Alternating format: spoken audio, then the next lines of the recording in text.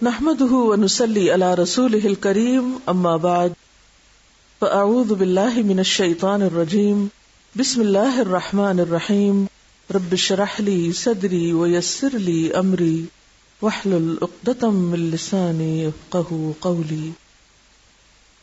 سورۃ المائدہ آیت 78 سے 81.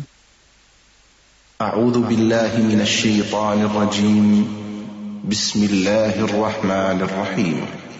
لعن الذين كفروا من بني إسرائيل على لسان داود وعيسى بن مريم ذلك بما عصوا وكانوا يعتدون كانوا لا يتناهون عن منكر فعلوه لبئس ما كانوا يفعلون ترى كثيرا منهم يتولون الذين كفروا لبئس ما قدمت لهم أنفسهم أن سخط الله عليهم وفي العذاب هم خالدون ولو كانوا يؤمنون بالله والنبي وما أنزل إليه ما اتخذوهم أولياء وَلَكِنَّ كَثِيرًا مِّنْهُمْ فَاسِقُونَ.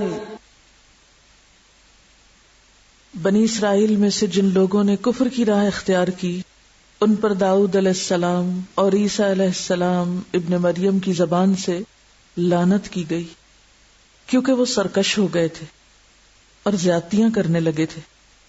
انہوں نے ایک دوسرے کو برے کاموں کے ارتکاب سے روکنا چھوڑ دیا تھا. برا طرز عمل تھا جو انہوں نے اختیار کیا.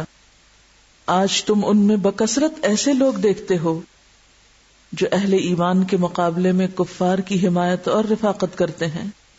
یقیناً بہت برا انجام ہے جس کی تیاری ان کے نفسوں نے ان کے لیے کی ہے.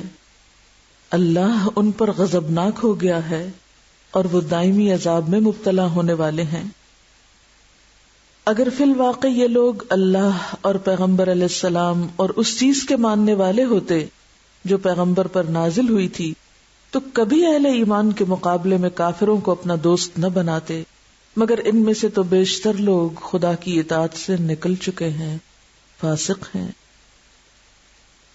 لعن الذين كفروا من بني إسرائيل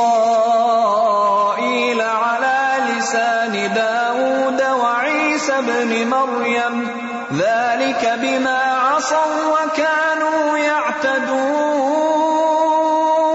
كانوا لا يتناهون عن منكر فعلوه لبئس ما كانوا يفعلون ترى كثيرا منهم يتولون الذين كفروا لبئس ما قدمت لهم أنفسهم أن سخط الله عليهم وفي العذاب هم خالدون ولو كانوا يؤمنون بالله والنبي وما أنزل إليه ما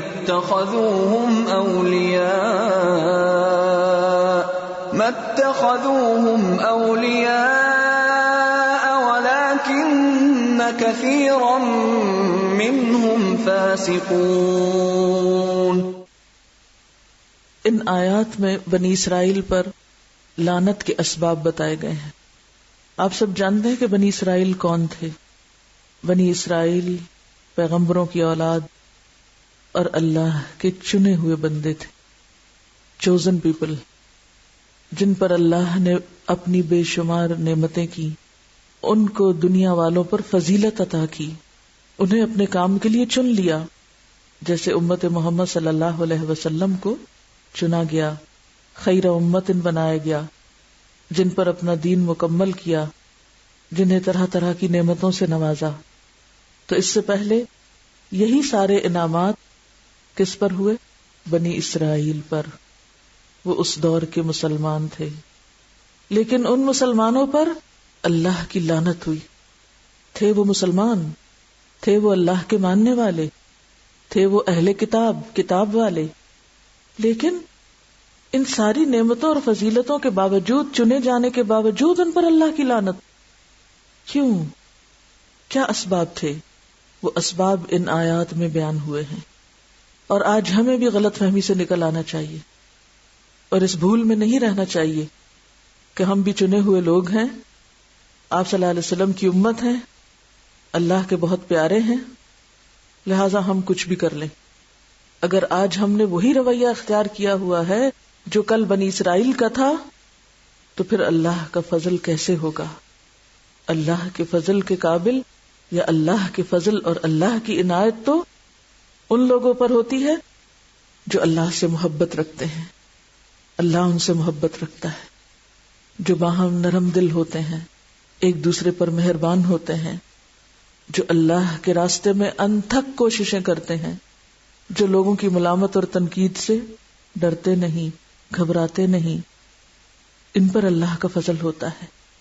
اس کے برعکس لعنت کس پر ہوتی ہے؟ جن کے اندر یہ صفات ہوں، جن کے اندر یہ قصور پائے جاتے ہوں۔ کون سے؟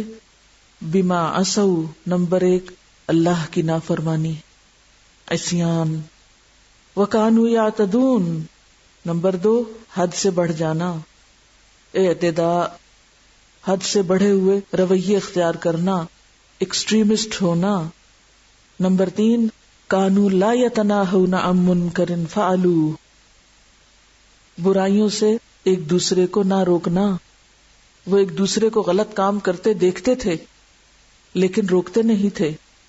لبئس ما کانوا یفعلون، اور پھر اور کیا سبب تھا؟ ترى كثيرا منهم يتولون الذين كفروا، اپنوں کو چھوڑ کر آپس میں لڑنا اور کفار سے دوستی، اذلۃ علی المؤمنین اور عزت علی الکافرین کی بجائے اس کے برعکس رویہ اختیار کرنا۔ لبئس ما قدمت لهم انفسهم، نتیجہ کیا نکلا؟ ان سخط اللہ علیہم، اللہ ان سے ناراض ہو گیا، اللہ کا غضب ہوا ان پر۔ وفی العذاب ہم خالدون، اور وہ عذاب میں ہمیشہ رہنے والے ہیں۔ دنیا میں بھی حالت بدل نہیں سکتی، عذاب سے نکل نہیں سکتے جب تک کہ اپنے رویے میں تبدیلی نہ کریں، اور آخرت کی سزا سے بھی بچا نہیں جا سکتا جب تک اپنے عمل میں تبدیلی نہ کریں۔ حل کیا ہے؟ علاج کیا؟ وَلَوْ كَانُوا يُؤْمِنُونَ بِاللَّهِ وَالنَّبِيِّ وَمَا أُنزِلَ إِلَيْهِ، ایمان باللہ، نبی کی اتباع اور جو کچھ آیا ہے اس کو قبول کرنا، اور جن لوگوں کے اندر ایمان آ جائے، اللہ پر اعتماد اور بھروسہ ہو، نبی صلی اللہ علیہ وسلم کے طریقوں پر ہوں اور اپنے دین پر جمے ہوئے استقامت اختیار کیے ہوئے فخر کرتے ہوں، پھر وہ غیر اللہ کی طرف نہیں دیکھتے، وہ پھر کسی اور سے مروب نہیں ہوتے۔ متخذوہم اولیاء، یہ کیفیت کب آتی ہے؟ ولکن کثیرا منہم فاسقون، جب انسان اپنے دین کی حدوں کو توڑ دیتا ہے، اپنے دین کو چھوڑ دیتا ہے، اللہ کی نافرمانی اختیار کرتا ہے، ایسے لوگ پھر کبھی اللہ کی رحمت نہیں پا سکتے۔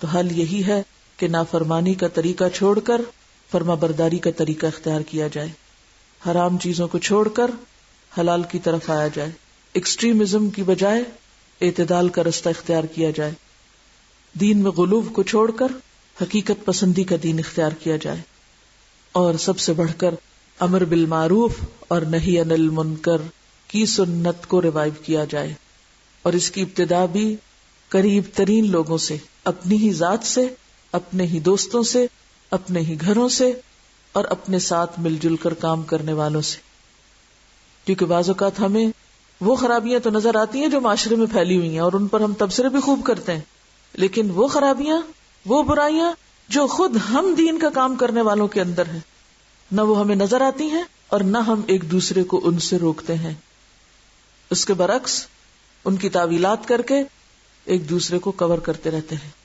ایک دوسرے کو سپورٹ کرتے رہتے ہیں۔ محبت اور بغض کے معیار درست کرنے کی ضرورت ہے، اور اس میں بھی صحابہ کرام ہی کے طریقے کو پھر دیکھنا ہوگا کہ آپس میں انتہائی محبت اور احترام اور اذلۃ علی المؤمنین، بے حد مہربان اور نرم دل آپس میں، جس کی گواہی قرآن دیتا ہے اس کے باوجود رحماء بینہم ہونے کے باوجود وہ ایک دوسرے کی غلطی پر کبھی چین سے نہیں بیٹھتے تھے، کبھی بھی وہ کسی کو غلطی پر سپورٹ نہیں کرتے تھے، چاہے اس کے لیے انہیں کتنی بھی بڑی قربانی دینا پڑے. لیکن ہم ہمیشہ سوچتے ہیں وہ ناراض ہو جائے گا، دوسرا میرا ساتھ چھوڑ دے گا، وہ مجھے پسند نہیں کرے گا، پھر میں ہر دل عزیز نہیں رہوں گی. ایک تو یہ بہت شوق ہے ہر ایک کی نظروں میں سمانے کا. تو پھر کیا ہے، یحبہم و یحبونہ تو نہ ہوا. جس کو یہ فکر ہو کہ میں اللہ کی نظر میں محبوب ہو جاؤں، پھر وہ اس چیز سے اٹھ جاتا ہے. اور پھر اس کا انعام اللہ تعالیٰ کیا دیتا ہے کہ اللہ تعالیٰ اس محبت کو لوگوں کے دلوں میں بھی اتار دیتا ہے. کیونکہ جو لوگوں کا خیر خواہ ہوتا ہے اور اس خیر خواہی میں وہ اگر ایسا معاملہ بھی کرے جو دوسرے کی اصلاح کے لیے ضروری ہے، تو اللہ وہاں بھی دل میں قدردانی ڈال دیتا ہے. کبھی کوئی شخص کسی ڈاکٹر کا دشمن نہیں ہوا کہ اس نے کیوں کاٹا میرا جسم، کیونکہ اس کو پتا ہے کہ یہ میری ہی خیر خواہی اور میری بھلائی میں میرے جسم کا ایک حصہ مجھ سے کاٹ رہا ہے. وہ اس کاٹنے پر بھی اس کا شکر گزار ہوتا ہے. تو کبھی بھی لا یخافون لومۃ لائم، کسی کی ملامت کی پرواہ نہ کریں، اور نہی عن المنکر کا فریضہ بھی خوش اسلوبی سے نبھانے کا ڈھنگ جانے، ورنہ دین کا کام نہ ہو سکے گا. اور اس کا آغاز اپنوں سے، پیاروں سے، قریب والوں سے، دین کے نام پر جمع ہونے والوں سے. پھر سنیے، لعن الذين كفروا من بني إسرائيل على لسان داود وعيسى بن مريم ذلك بما عصوا وكانوا يعتدون كانوا لا يتناهون عن منكر فعلوه لبئس ما كانوا يفعلون ترى كثيرا منهم يتولون الذين كفروا لبئس ما قدمت لهم أنفسهم أن سخط الله عليهم وفي العذاب هم خالدون ولو كانوا يؤمنون بالله والنبي وما أنزل إليه ما اتخذوهم أولياء ولكن كثيرا منهم فاسقون. کسی پسندیدہ قوم پر اللہ کی لعنت ہو جائے، اس سے بڑی بھی کوئی تکلیف دہ چیز ہو سکتی؟ ہم سب یہ خواہش رکھتے ہوں، یہ تمنا کرتے ہوں، یہ چاہتے ہوں کہ اللہ ہم سے راضی ہو جائے، اللہ ہم سے خوش ہو جائے، لیکن دوسری طرف ہم اپنے ہی اعمال کی وجہ سے اللہ کے غضب اور اللہ کی لعنت کو دعوت دے رہے ہوں، تو کیا حاصل کیا، کیا کمایا؟ لعنت کیا ہے؟ اللہ کی رحمت سے دوری، اللہ کی ناراضگی، اللہ کا غصہ، ان سخط اللہ علیہم. اور ساری خرابیوں کی بنیادی وجہ کیا تھی جس سے ساری خرابیاں پھوٹ پڑتی؟ اور وہ ہے برائیوں سے نہ روکنا، برائیوں کا سد باب نہ کرنا. اسے میری بات نہ سمجھیے، یہ اللہ کے رسول صلی اللہ علیہ وسلم کی تشخیص ہے. فرمایا سب سے پہلا نقص جو بنی اسرائیل میں داخل ہوا یہ تھا کہ ایک آدمی دوسرے آدمی کو برائی کرتے ہوئے دیکھتا تو کہتا اللہ سے ڈر اور یہ برائی چھوڑ دے، یہ تیرے لیے جائز نہیں. لیکن دوسرے روز پھر اسی کے ساتھ اسے کھانے پینے اٹھنے بیٹھنے میں کوئی آر یا شرم محسوس نہ ہوتی. مراد کیا ہے کہ اگلے روز خود بھی اسی برائی کا ارتکاب کرنا شروع کر دیتا، خود بھی اسی میں شامل ہو جاتا، خود بھی اس میں شریک ہو جاتا، خود بھی اس کو اپروو کرنے لگتا. حالانکہ ایمان کا تقاضا اس سے نفرت اور ترک تعلق کا تھا، جس پر اللہ تعالیٰ نے ان کے درمیان آپس میں عداوت ڈال دی. وہ برائیوں پر تعاون کرنے لگے، برائیوں میں ایک دوسرے کے مددگار بن گئے، تو اس کا نتیجہ یہ ہوا کہ ان میں آپس میں دشمنی پڑ گئی. تو اس سے کیا پتہ چلتا ہے کہ اتحاد اور اتفاق صرف نیکی پر ہی ہو سکتا ہے، حقیقی، اصلی. اور جب انہوں نے برائیوں پر اتحاد کرنا شروع کیا، خرابیوں پر اتفاق کرنا شروع کیا، ایک دوسرے کا ساتھ دینا شروع کیا، تعاونوا علی البر والتقوی کی بجائے تعاونوا علی الاثم والعدوان ہونے لگا، تو رزلٹ کیا نکلا؟ آپس میں دشمنی شروع ہو گئی اور وہ لعنت کے مستحق قرار پائے. پھر فرمایا اللہ کی قسم تم ضرور لوگوں کو نیکی کا حکم دیا کرو اور برائی سے روکا کرو اور ظالم کا ہاتھ پکڑ لیا کرو، ورنہ تمہارا بھی یہی حال ہو جائے گا. یہ حدیث کا لفظ نہیں ہے ورنہ تمہاری، یہ وضاحتی جملہ ہے کہ اگر تم ایسا نہیں کرو گے تو پھر جس قوم نے ایسا نہیں کیا ان کے ساتھ جو ہوا اسی انجام کو تم پہنچو گے. ابو داؤد کی روایت ہے. مسند احمد میں آتا ہے رسول اللہ صلی اللہ علیہ وسلم نے فرمایا، لوگو اللہ تعالیٰ تمہارے لیے فرماتا ہے کہ بھلائی کا حکم دو اور برائی سے روکو، اس سے پہلے کہ تم دعا کرو اور میں تمہاری دعا قبول نہ کروں. تم مجھ سے مانگو اور میں تمہیں نہ دوں. تم مجھ سے مدد طلب کرو، یا اللہ ہماری مدد کر، ہم مظلوم مسلمان، اور میں تمہاری مدد نہ کروں. آج ہم سب سوچتے ہیں کہ آخر اللہ تعالیٰ مسلمانوں کی اس حالت کو دور کیوں نہیں کر دیتا، انہیں ذلت سے نکالتا کیوں نہیں؟ کہاں کہاں مسلمان کا خون بہ رہا ہے، کہاں کہاں وہ مصیبت زدہ ہیں. ہم دوسروں کی طرف تو دیکھتے ہیں، دوسروں کو تو سبب بتاتے ہیں، مگر اپنا گناہ بھول گئے ہیں کہ ہماری کمی کہاں ہے، ہم کہاں غلطی پر ہیں. فرمایا برائی سے روکو ورنہ پھر کیا ہوگا، تم مجھ سے مدد مانگو گے میں تمہاری مدد نہیں کروں گا. تو گویا اللہ کی مدد حاصل کرنے کے لیے، اللہ کے فضل کی تلاش کے لیے بھی یہ عمل ضروری ہے کہ جہاں معاشرے میں نیکیاں عام کی جائیں وہاں برائیوں سے روکا بھی جائے، برائیوں کا سدباب کیا جائے. ترمذی کی روایت میں آتا ہے رسول اللہ صلی اللہ علیہ وسلم نے فرمایا، بخدا یا تو تم نیکی کا حکم دو گے اور برائی سے منع کرو گے اور ظالم کا ہاتھ پکڑ لو گے، اسے حق اور انصاف کی طرف زبردستی لوٹا دو گے، ظالم کو حق اور انصاف کی طرف لوٹاؤ گے اور اسے عدل کا جبرن پابند کرو گے، ورنہ تمہارے دلوں کو بھی اللہ تعالیٰ آپس میں ٹکرا دے گا اور تم پر کوئی ایسی پھٹکار ڈالے گا جیسے پہلے ان لوگوں پہ ڈالی گئی. یعنی جو بنی اسرائیل کے ساتھ ہوا وہی تمہارے ساتھ ہوگا.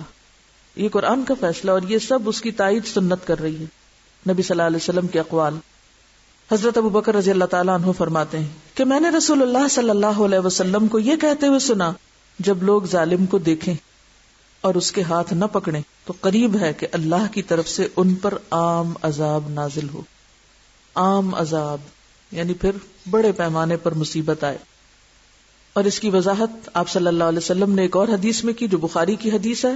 کچھ لوگوں نے جہاز میں سوار ہونے کے لیے قرہ ڈالا، یعنی ٹاس کیا. قرہ کی روح سے کچھ لوگ نچلی منزل پہ بیٹھے اور کچھ اوپر والی منزل پر. نچلی منزل والوں کو پانی اوپر کی منزل سے حاصل کرنا پڑتا تھا، یعنی پانی کہاں تھا؟ اوپر تھا، تو انہیں اوپر جانا پڑتا پانی لینے کے لیے، جس سے اوپر کی منزل والے تنگ پڑتے تھے کہ یہ کیا ہر وقت پانی لینے آ جاتے ہیں. ایسا ہوتا ہے نا عام طور پر کہ جس کو جو نعمت مل جائے وہ سمجھتا ہے یہ میرا حق ہے، اب کوئی اور مجھے ڈسٹرب نہ کرے. اب نچلی منزل والوں نے اس کا حل یہ سوچا کہ کیوں نہ جہاز کے نچلے تختے میں سوراخ کر کے پانی نیچے سمندر سے ہی حاصل کر لیا جائے. اوپر والے جو تنگ ہوتے ہیں تو نیچے چلے جاتے ہیں، پانی تو ہے، تو دوسرا طریقہ اختیار کرتے ہیں. فرمایا پھر اگر نچلی منزل والے اوپر کی منزل والے دونوں مل کر ان سوراخ کرنے والوں کا ہاتھ نہ روکیں گے تو نچلے اور اوپر والے سب غرق ہو جائیں گے، سب پہ تباہی آئے گی. یعنی سارے نہیں سوراخ کرے، کچھ لوگوں نے یہ حل سوچا، ریاکشن ہوا ان میں، غصہ آیا، انہوں نے کہا ہم یوں کرتے ہیں. تو آپ فرمایا نیچے والے بھی جو اس فلور پر ہیں اور اوپر والے اگر دونوں مل کر اتحاد اتفاق اکٹھے ہو کر ان کا ہاتھ نہیں پکڑیں گے تو پھر کیا ہوگا؟ سب ڈوبیں گے. تو اس سے کیا پتہ چلتا ہے کہ پھر نہی عن المنکر تنہا نہیں ہو سکتا. اس کے لیے رائے عامہ کو ہموار کرنا اور دوسروں کو ساتھ لے کر چلنا ضروری ہوتا ہے. اتفاق اتحاد. بات یہ ہے کہ ایمان کا تقاضا یہ ہے کہ انسان برائی کے معاملے میں حساس ہو جائے، اللہ کی نافرمانی خود بھی نہ کرے اور اگر کوئی کر رہا ہو تو اس کو چین نہ آئے. یہ ہے ایمان. کیونکہ حدیث میں آتا ہے نا کہ من رأى منکم منکرا فلیغیرہ بیدہ، تم میں سے جو شخص برائی کو دیکھے وہ کیا کرے؟ ہاتھ سے رک. یہ نہ کر سکے تو زبان سے رک، ورنہ دل میں برا جانے. اور جو دل میں بھی برا نہ جانے اس کے بارے میں کیا فرمایا؟ اس کے بعد تو پھر ذرہ برابر بھی ایمان کو نہیں، دل میں رائی برابر بھی نہیں ہے. تو اس سے کیا پتہ چلتا ہے کہ جس دل میں ایمان ہو وہ دل بے حس نہیں ہو سکتا. وہ دل اپنے بارے میں بھی حساس ہوگا کہ مجھے گناہ نہیں کرنا، اور وہ کسی اور کو بھی نہیں کرنے دے گا. وہ صرف یہ نہیں سوچے گا کہ میں ہی اچھا بن جاؤں، وہ کیا سوچے گا؟ دوسرے بھی اچھے بن جائیں. یعنی یہ ہو نہیں سکتا کہ جہاں ایمان ہو وہاں یہ سوچ نہ ہو، اور اگر یہ سوچ نہیں کسی کے اندر تو پھر کیا نہیں؟ ایمان نہیں. یہ کہیں گے آپ کیسے لوگوں کو بے ایمان کر رہی ہیں؟ یہ میں نہیں کر رہی، میں اس حدیث کا مفہوم بیان کر رہی ہوں جس میں کہا گیا کہ اگر دل میں بھی نہیں برا جانتے تو پھر تو رائی کے دانے برابر بھی ایمان کو نہیں دل میں. تو ایمان کا وجود، ایمان کی پہچان، ایمان کا ہونا کس بات سے پہچانا جائے گا؟ علامت کیا ہے؟ برائی دیکھے تو انسان چین سے نہ بیٹھ پائے، اس کو روکنے کی سوچے. ایسا شخص یہ نہیں ہو سکتا کہ ظلم دیکھے، برائی دیکھے اور تڑپ نہ اٹھے اور اس کو روکنے کی تدبیر نہ کرے. برے لوگوں کے ساتھ اس کا تعلق جدائی کا تو ہو سکتا ہے، دوستی کا نہیں ہو سکتا. دوستی نہیں کر سکتا ان سے، کیونکہ دوستی میں تو پھر ساتھ دینا پڑتا نا دوست کا. تو اگر آپ نے برے لوگوں سے دوستی کی تو اس کا کیا مطلب ہے؟ آپ ساتھ دے رہے ہیں اس کا، اس برائی میں. لیکن جب انسان کے اندر یہ ایمان نہیں رہتا تو پھر وہ کیا ہو جاتا ہے؟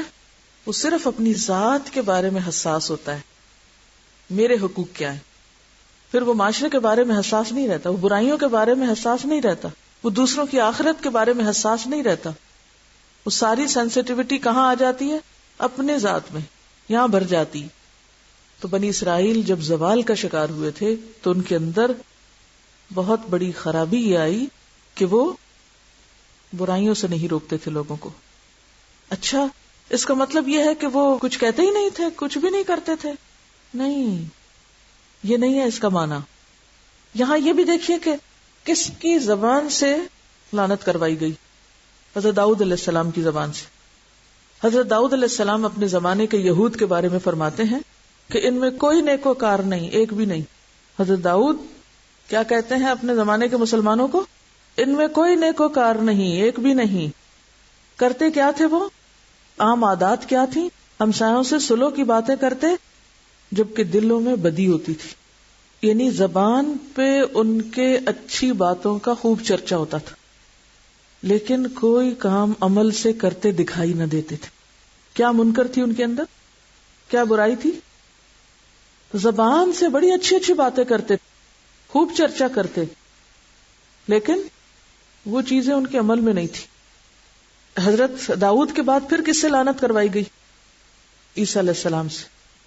اور عیسیٰ علیہ السلام تو بنی اسرائیل کے آخری پیغمبر ہیں، سب سے آخر میں آئے. داؤد علیہ السلام کا زمانہ بہت پہلے کا زمانہ ہے. اس وقت بھی یہی حال ہے، اب بھی وہی حال ہے. تو آپ کا کیا خیال ہے کہ داؤد علیہ السلام کے بعد انہوں نے اپنا دین چھوڑ دیا تھا؟ دین نہیں چھوڑا تھا، دیندار کہلاتے تھے. ان کے ہاں بڑے پڑھے لکھے لوگ تھے. آپ کو پتا ہے کہ اللہ تعالیٰ نے ان کی پہچان ہی کیا کروائی ہے؟ کون ہے؟ ہم اہل کتاب لفظ جو ہے نا وہ بھی ایسے ہی بول جاتے ہیں، اہل کتاب سمجھتے سمجھاتے کچھ نہیں. پیپل آف دا بک، کتاب والے. تو ایسا نہیں تھا کہ یہ جانتے نہیں تھے، ایسا نہیں تھا کہ علم کی کمی تھی. ان کے علماء کے پاس، ان کے خواص کے پاس بہت علم تھا، بڑا باریک علم تھا. پھر خرابی کہاں تھی؟ علم عمل میں نہیں تھا، علم چھپاتے تھے، علم بیچتے تھے. علم کے ساتھ بھی انہوں نے بہت زیادتی کی ہوئی تھی. وہ سب کچھ آج ہمارے اندر بھی، اسی لیے تو خرابیاں زیادہ. حضرت مسیح علیہ السلام اپنے زمانے کے یہودیوں کے بارے میں فرماتے ہیں، اے ریاکار فقیہ ہو، ریاکار فقیہ ہو، تم پر افسوس ہے کہ تم بیواؤں کے گھروں کو دبا بیٹھے ہو اور دکھاوے کے لیے نماز کو طول دیتے ہو. ایک طرف تم کیا کرتے ہو؟ یتیم بیوہ لوگوں کی زمینوں پہ قبضہ کر لیا ہے. آج بھی بہت سی مسجدیں کہاں بنی ہوئی ہیں پتہ ہے آپ کو؟ قبضہ گروپ. مسجدوں کا بھی قبضہ گروپ ہے. بلکہ عموماً کیا کرتے ہیں لوگ کہ جس زمین پہ انہیں قبضہ کرنا ہوتا ہے فوراً مسجد کی چار دیواری کھڑی کر لیتے ہیں. حضرت عیسیٰ علیہ السلام کہتے ہیں، تم پودینہ اور سونف اور زیرہ پر تودا یقی دیتے ہو، پر تم نے شریعت کی زیادہ بھاری باتوں یعنی انصاف، رحم اور ایمان کو چھوڑ دیا ہے. یعنی فروعات پر تو تم طویل بحثیں کرتے ہو، اختلافی مسائل میں تو تم خوب مہارت پیدا کرتے ہو، کئی کئی سال لگاتے ہو، لیکن انصاف، رحم اور ایمان نظر نہیں آتا. اذلۃ علی المؤمنین رحماء بینہم کہیں نظر نہیں آتا. آج ہم دیکھتے ہیں کہ دیندار طبقہ، دین پڑھنے والا ہی ایک دوسرے کے لیے دل زیادہ سخت کیے ہوئے ہیں. یہ عیسیٰ علیہ السلام فرما رہے ہیں، اے اندھے راہ بتانے والو، مچھر کو چھانتے ہو اور اونٹ کو نگل جاتے ہو. یہ محاورہ سن رکھا ہوگا، یہ عیسیٰ علیہ السلام کا قول ہے. مچھر چھانتے ہو، اونٹ نگل جاتے ہو. بڑی بڑی حرام چیزوں کو حلال کر رکھا اور چھوٹی چھوٹی چیزوں کے بارے میں.